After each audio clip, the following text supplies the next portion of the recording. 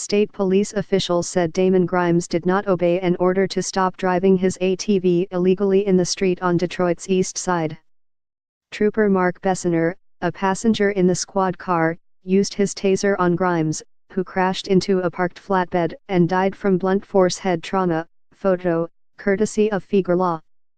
Nearly 4 months after 15-year-old Damon Grimes died following a state police chase that ended when a trooper stunned the youth with a taser, 2 investigations into the case still are ongoing. The delay has put on hold a lawsuit against the troopers involved in the August 26 incident, prompting a federal judge to ask what's taking so long. Investigations into officer-involved deaths often take longer than normal, although police and prosecutors insist probes involving cops are handled the same as any other case.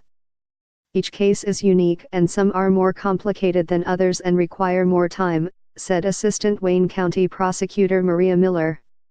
State police officials said Grimes did not obey an order to stop driving his ATV illegally in the street on Detroit's east side. Trooper Mark Bessener, a passenger in the squad car, used his taser on Grimes, who crashed into a parked flatbed and died from blunt force head trauma. State police suspended Bessener because he allegedly deployed his stun gun from inside a moving vehicle, in violation of department policy. He later resigned.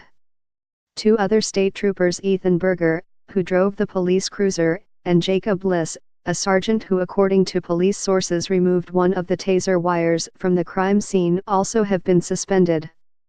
Hours after Grimes' death, Detroit police and state police launched separate criminal investigations.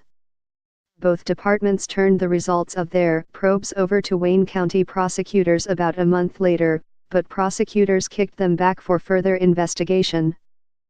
State police submitted their second investigation to prosecutors Thursday, spokeswoman Shannon Banner said. "We submitted the last of our report last week," Banner said Monday. However, there is some additional follow-up that prosecutors have asked us to look into, and we're continuing to work through those items. So while our report has been submitted, investigation is ongoing.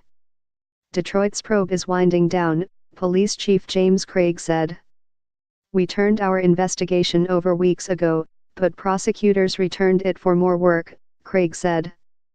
"We're in the process of resubmitting it, which should be soon. It's not unusual for prosecutors to return warrants for more investigation, even in cases that don't involve police officers." Banner dismissed the notion that it takes longer to investigate officer-involved incidents.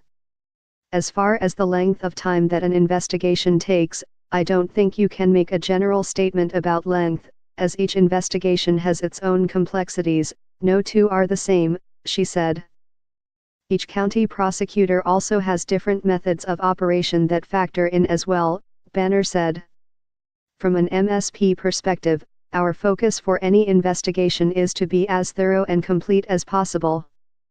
Miller said her office met last week with both Detroit and state police officials to be updated on the progress being made in the ongoing investigations.